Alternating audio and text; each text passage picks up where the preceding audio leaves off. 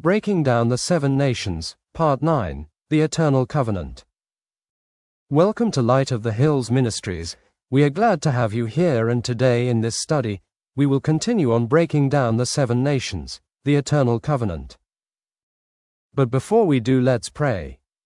Abba Yahweh, we come before you with humble hearts as we begin this teaching on breaking down the seven nations. Thank you for the eternal covenant you made with Abraham, and for passing it through Yitzhak and Yaakov, Yisra'el. Thank you for giving your Torah through Moshe at Mount Sinai, teaching your people how to walk in your ways.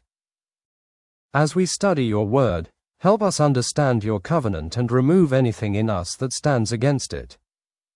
Teach us to walk in obedience and faithfulness to you.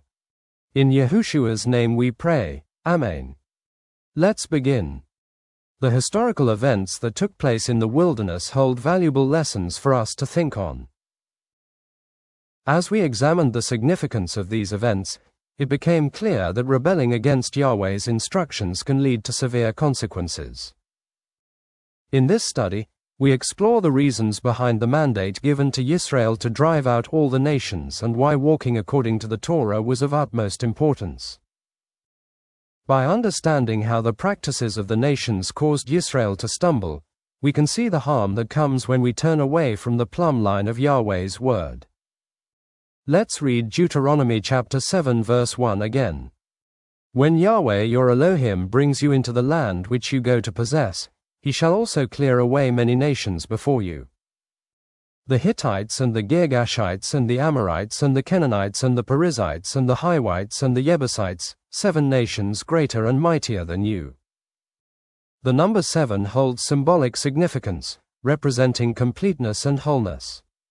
In the context of the nations encountered by Yisra'el, the collective presence of these nations symbolized a unified body. This raises the question, why did Yisra'el have to drive out the entire body? The answer is that these nations did not live according to Yahweh's instructions. Allowing these nations to remain within the vicinity of Yisra'el would have posed a grave risk. Their differing practices and belief systems had the potential to lead the people astray, causing them to stumble. Sadly, history shows this warning was true. Yisra'el fell into spiritual and moral sin because they mixed with these nations. So removing these nations was necessary to protect the faithfulness of Yisra'el. As we begin this study, it is important to see the lessons hidden in the wilderness experiences. By understanding why the nations were removed and the results of rebellion, we can learn how to follow Yahweh's instructions. Through this journey, we can grow in obedience and discover timeless truths for our own spiritual life. The wilderness journey of the Yisraelites, as described in the biblical books of Exodus, Numbers, and Deuteronomy, was a pivotal period in their history.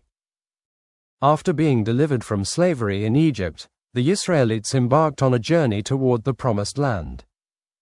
However, this journey was not without challenges. The wilderness became the testing ground for their faith and obedience to Yahweh's instructions. By following the ways of these nations, the Yisraelites rebelled against Yahweh's instructions, bringing serious consequences during their time in the wilderness. Yahweh had clearly commanded them to drive out these nations and not mix with them or adopt their practices as Moshe commanded us in Exodus chapter 23 verses 31 to 33. And I shall set your border from the sea of reeds to the sea of the Philistines, and from the wilderness to the river. For I shall give the inhabitants of the land into your hand, and you shall drive them out before you. Do not make a covenant with them nor with their mighty ones. Let them not dwell in your land, lest they make you sin against me when you serve their mighty ones, when it becomes a snare to you.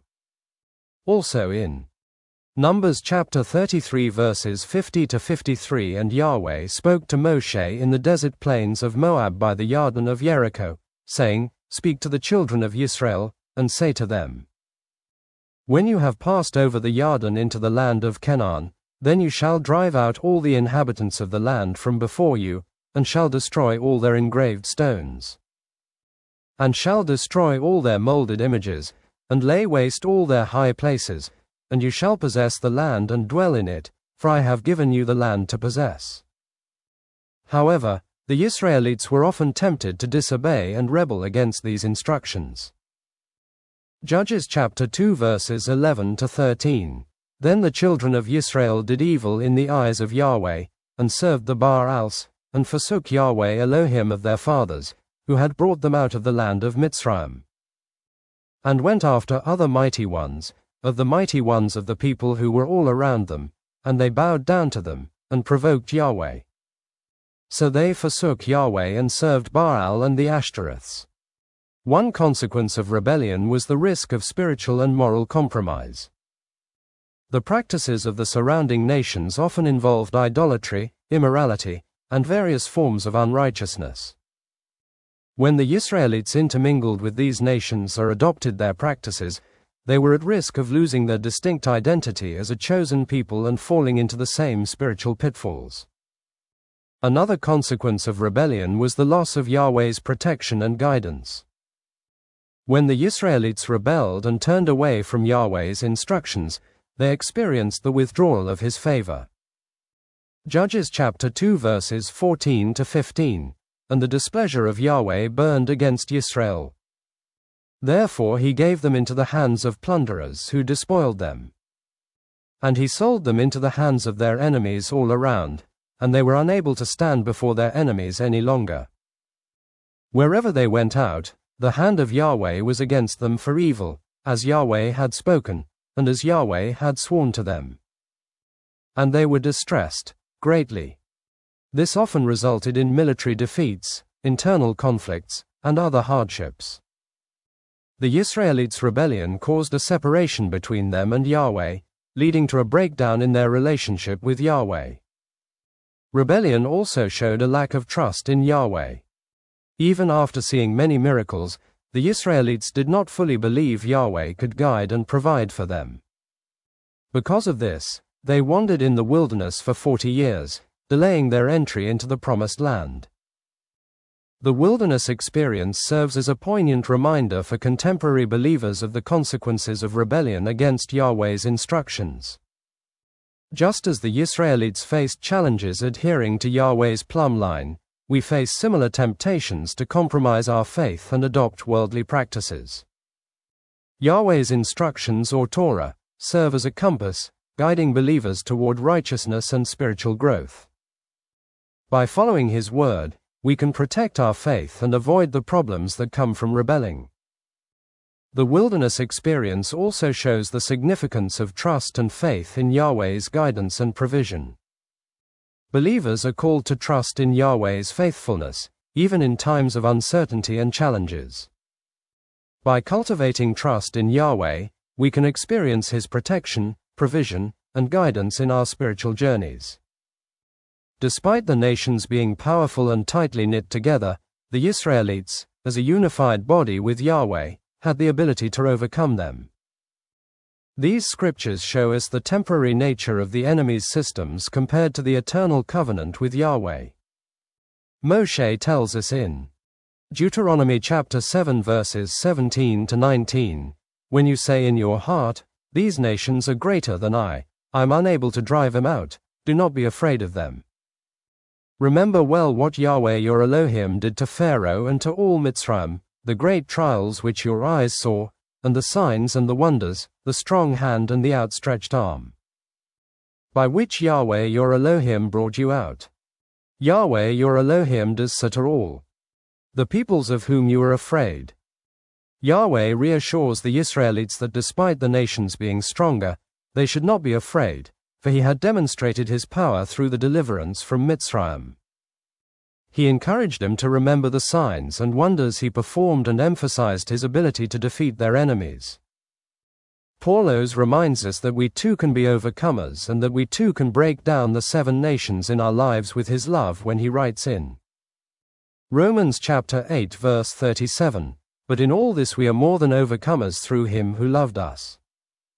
This passage encourages believers to have confidence in their ability to overcome challenges and opposition. As believers in Messiah, we have something far greater than the 7 nations, and that is Yahweh Himself, who is in us. 1 John chapter 4 verse 4, "You are of Elohim, little children, and have overcome them, because he who is in you is greater than he who is in the world." This shows the power and authority believers possess through their relationship with Yahweh. The enemy's systems may seem perfect on the surface, but they lack the eternal nature and promises found in Yahweh. The 7 nations needed to understand the concept of the eternal covenant that Yisra'el had with Yahweh. And today, if we come out of the 7 nations, we become grafted into this covenant through the blood of the Messiah and the role of the Torah in our lives. The eternal covenant with Yisra'el is a concept rooted in the Bible and holds significant importance within the body of Messiah.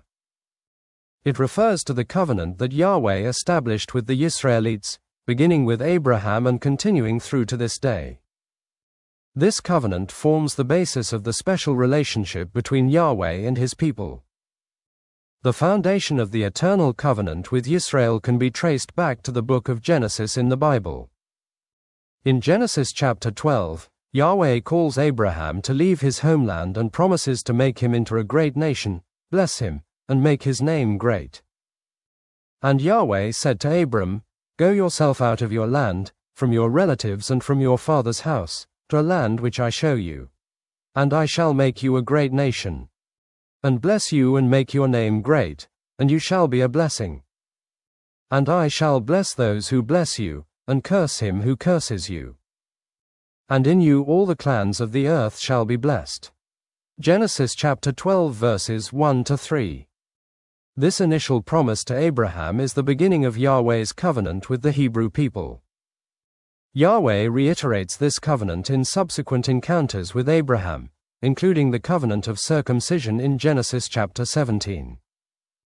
And it came to be when Abram was 99 years old, that Yahweh appeared to Abram and said to him, "I am El Shaddai, walk before me and be perfect, and I give my covenant between me and you, and shall greatly increase you." And Abram fell on his face, and Elohim spoke with him, saying, "As for me, look, my covenant is with you, and you shall become a father of many nations."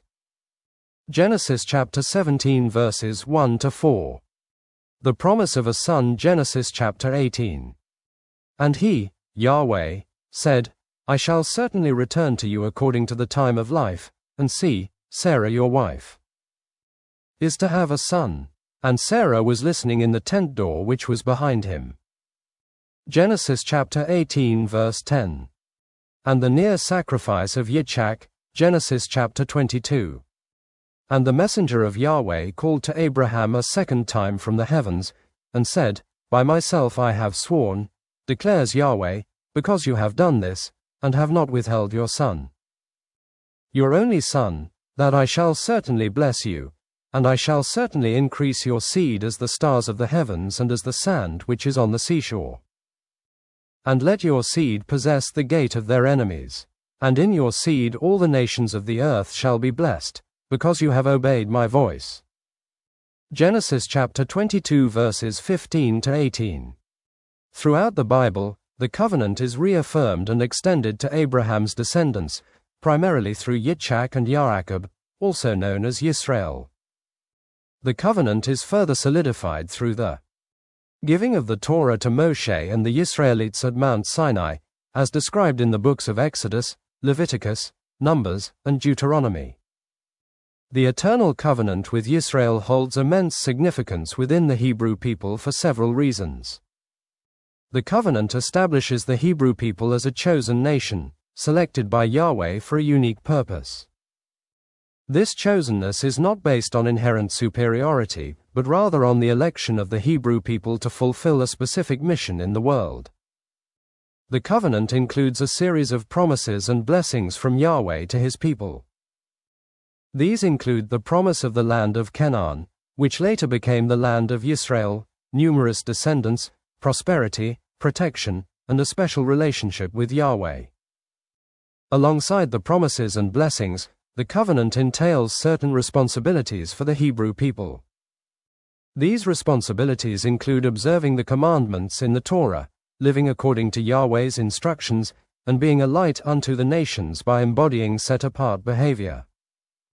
Despite the ups and downs of Hebrew history, including periods of exile and hardship, the concept of the eternal covenant provides reassurance and hope. It emphasizes that Yahweh's commitment to his people endures, and the covenant is seen as an everlasting bond that will ultimately lead to redemption and the fulfillment of his promises. As the psalmist says in Psalm chapter 105 verses 8 to 10, he has remembered his covenant forever, the word which he commanded to 1,000 generations. Which covenant he made with Abraham, and his oath unto Yitzchak, and confirmed the same unto Jacob for a law, and to Yisra'el for an everlasting covenant. The covenant serves as a foundation for the spiritual connection between Yahweh and his people. It provides a framework for worship, prayer, and adherence to religious practices.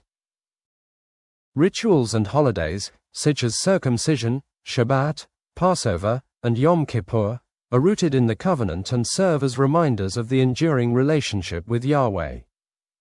And this covenant is only extended to Yisra'el and those that join with the people of Yahweh.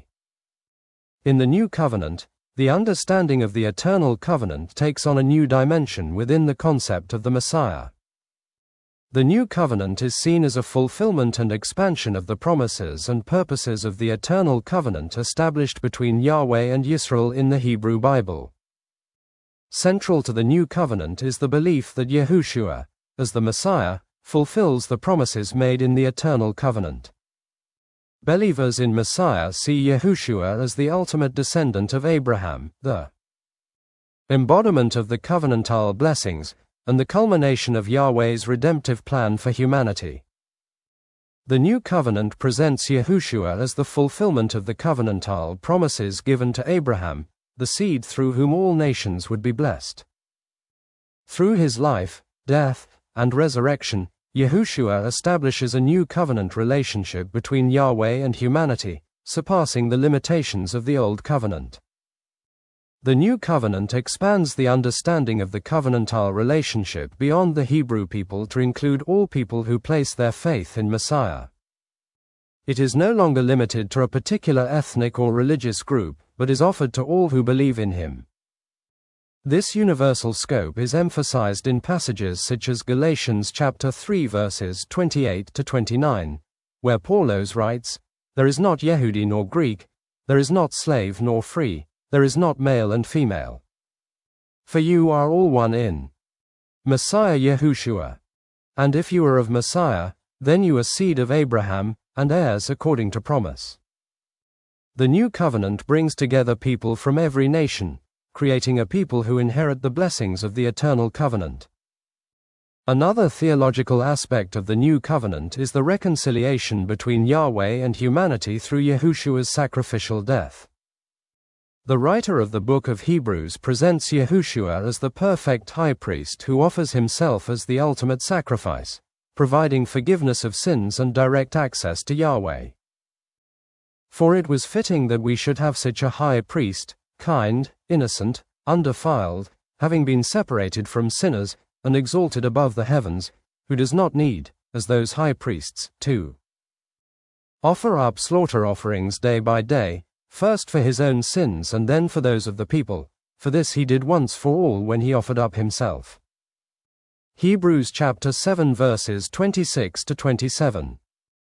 This understanding is rooted in Jeremiah chapter 31 verses 31 to 34, where the prophet foretells the coming of a new covenant in which Yahweh will forgive sins and write his law on the hearts of his people. "See, the days are coming, declares Yahweh, when I shall make a renewed covenant with the house of Yisrael and with the house of Yehudah. Not like the covenant I made with their fathers in the day when I strengthened their hand to bring them out of the land of Mitzrayim, my covenant which they broke.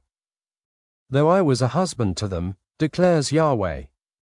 For this is the covenant I shall make with the house of Yisrael after those days, declares Yahweh. I shall put my Torah in their inward parts, and write it on their hearts. And I shall be their Elohim, and they shall be my people. And no longer shall they teach, each one his neighbor, and each one his brother, saying, Know Yahweh, for they shall all know me, from the least of them to the greatest of them, declares Yahweh. For I shall forgive their crookedness, and remember their sin no more. Jeremiah chapter 31 verses 31 to 34.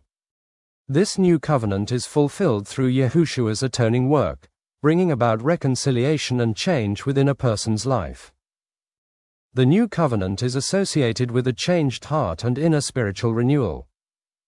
This transformation is central to the new covenant understanding, as believers are empowered to live out the commandments of Yahweh in love and obedience.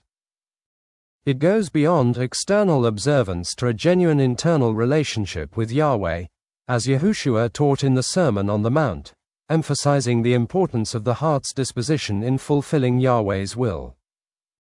The concept of believers being grafted into the covenants of promise through the blood of the Messiah is rooted in the New Covenant, particularly in the writings of Paulos.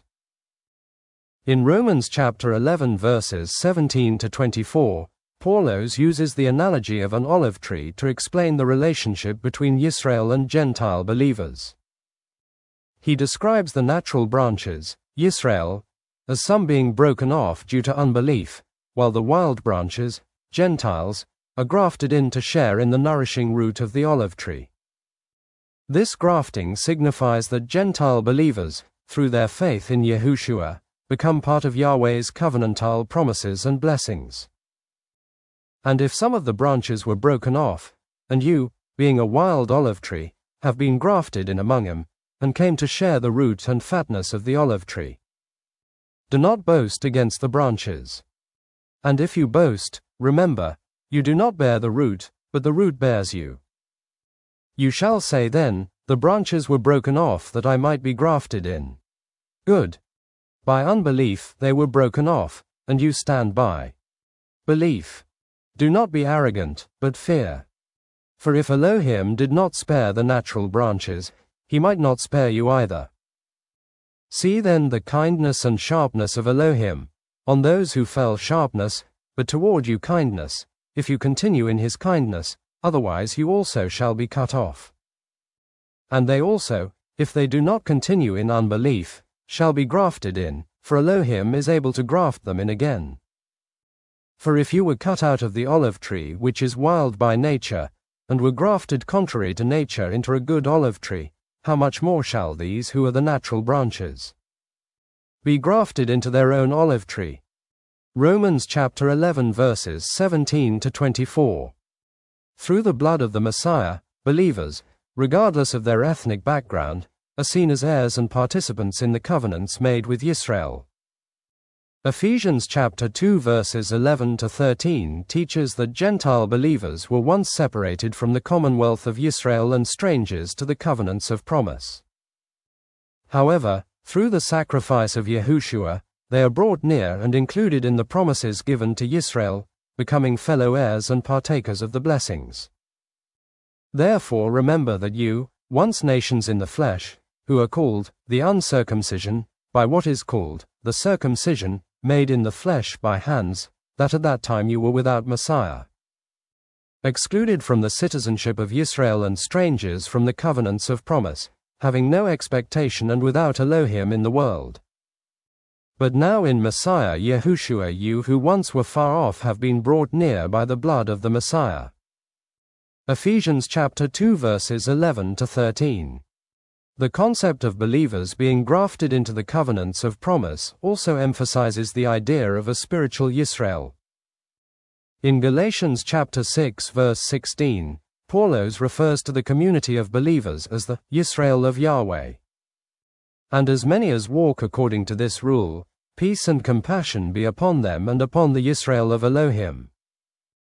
This does not replace or supersede physical Yisra'el but rather shows us that true Yisra'el consists of all those who have faith in Yahushua, regardless of their ethnic background.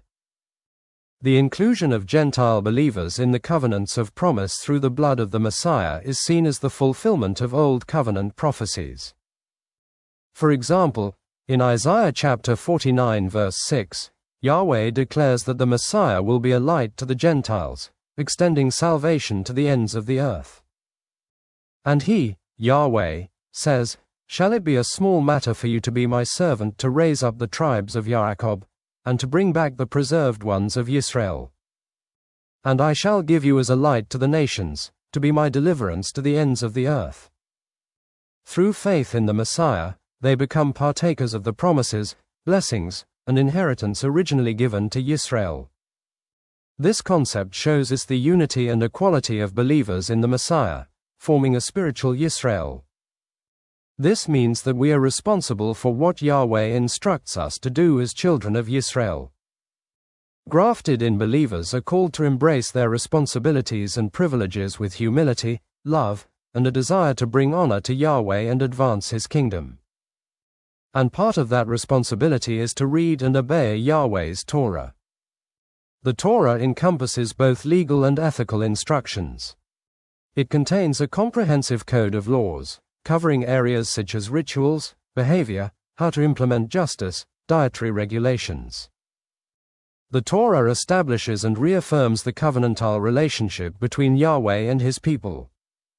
It outlines the terms of the covenant, including the obligations and responsibilities of both parties.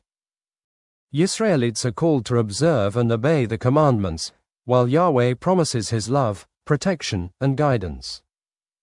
In the New Covenant, Yahushua, as the Messiah, addresses the topic of obeying the Torah in several instances. While Yahushua affirms the enduring validity and importance of the Torah, he also provides clarifications and teachings that shed light on its true intent and application. In Matthew chapter 22 verses 36 to 40, Yahushua is asked about the greatest commandment in the Torah. He responds by quoting from the Torah, saying, "You shall love Yahweh your Elohim with all your heart, and with all your being, and with all your mind.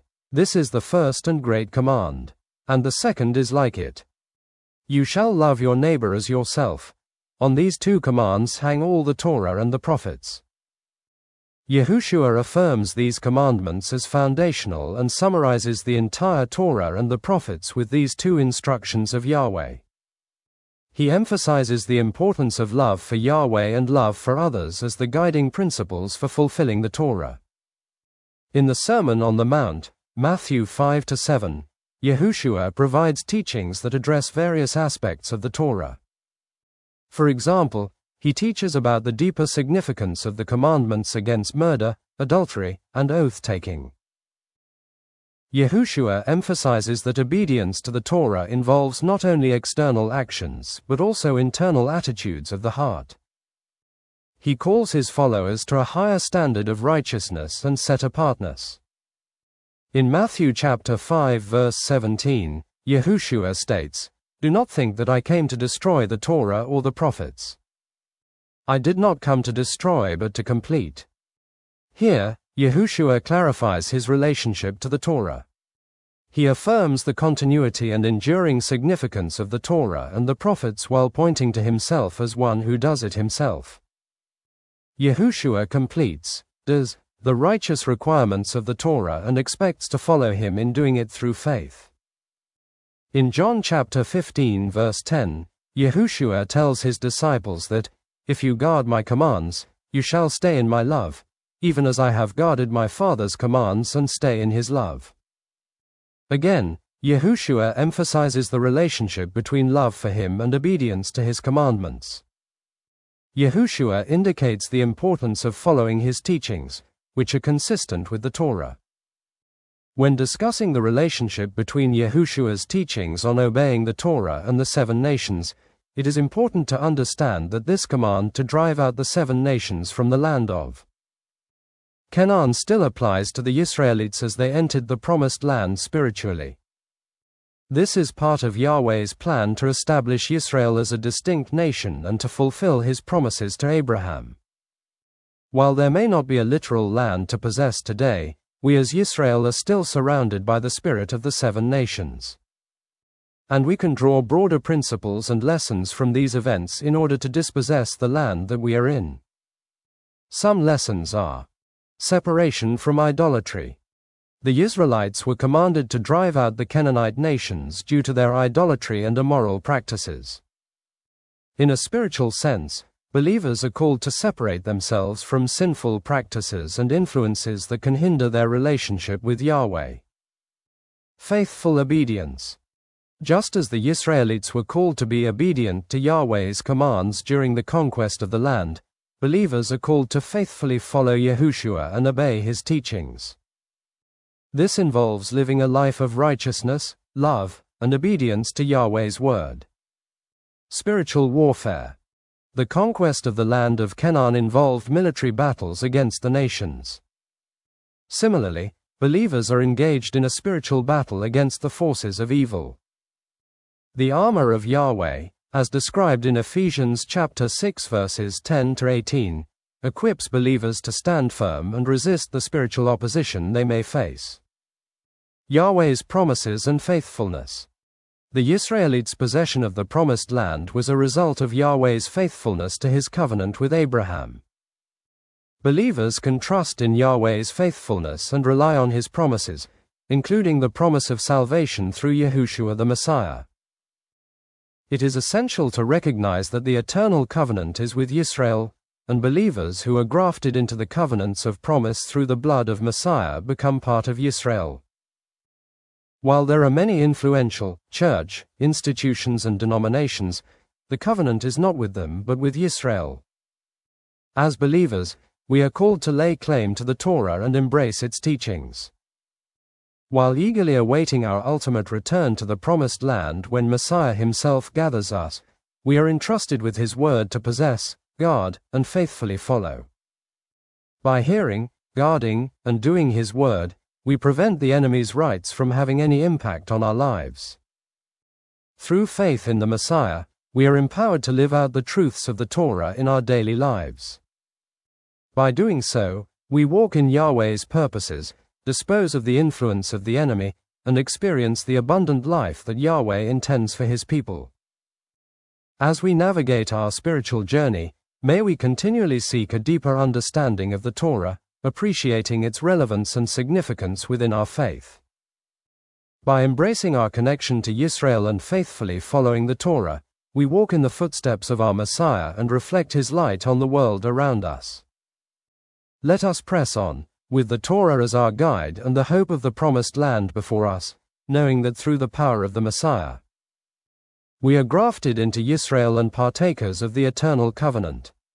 In this, we find strength, purpose, and the assurance of Yahweh's faithfulness as we dispossess the enemies. Influence and live as children of the Most High El. Let us now go before Yahweh in prayer, asking him to help us fully comprehend our identity as members of Yisra'el. Please pray with me. Abba Yahweh, we come before you with awe and humility, thankful for your love and the eternal plan you have for your people.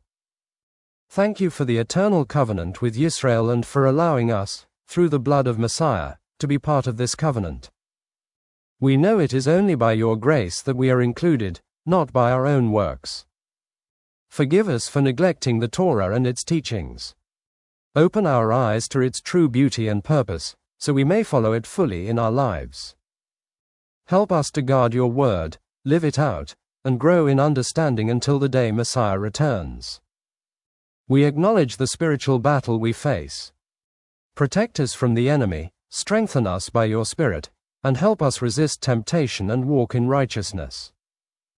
May we honor our connection to Yisra'el by living with joy, reverence, and faithfulness. Guide us, Yahweh, with your wisdom and presence. Shape us into vessels that reflect your love, bring light to the darkness, and serve others in compassion and reconciliation. We pray with gratitude and trust in your promises, in the name of Yahushua, Amen. Thank you so much for watching, and if this message has blessed you, make sure to subscribe to the channel and hit the notification bell so you never miss a teaching. May Yahweh bless you and keep you, and may his word guide your every step. Shalom.